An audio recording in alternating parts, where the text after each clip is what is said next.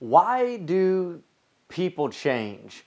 I understand that some change is not negative, some change is positive. Sometimes we change for the better.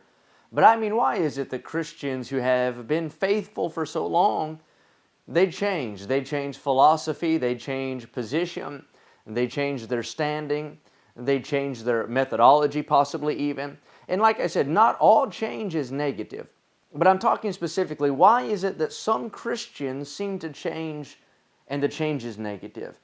I think part of that answer is found here, at least in Galatians chapter 5. I read this verse today and it just convicted me. It reminded me of how important it is that we watch who we run with.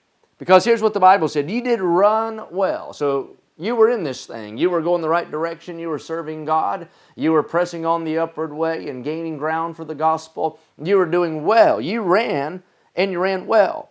But it said, who did hinder you that you should not obey the truth? You can take any person, if they would admit it, who has changed positions, changed their standing for the negative, and take them back along the storyline of their change, and that story will somehow, sooner or later, come to a who. A who, a person, an individual, a book, a blog, a message, a conference, a gathering, a college, an influence. The who is an influence. You and I need to guard against influence. A wise man said, I can control who I allow to get close to me. But once I allow them close, I have no control on how they influence me. And it is wise for you and I to keep walls and keep boundaries in place when it comes to influence. It just takes one book. It just takes one fellowship. It just takes one text and phone call. It just takes one season of reading an article.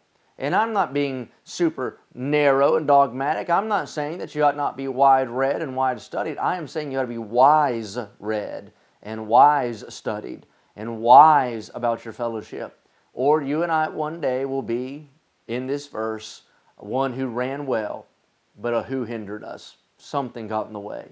Maybe you're watching this video today and you've allowed some negative influence into your life, and it's starting to veer you off course and you're not running well as you did. And maybe it's you and you found yourself all the way there and you're not what you used to be, and you can see it and you'll be honest about it and say, you know what, Brother Cooper, I'm wrong in this thing. Well, listen, today's the day to get it right. And I want to challenge you Christians who are running faithfully. Let's finish this course with joy. Let's be faithful until we see Jesus face to face. And we'll have to be careful. You did run well. I don't want that to be said of you, and I don't want that said of me.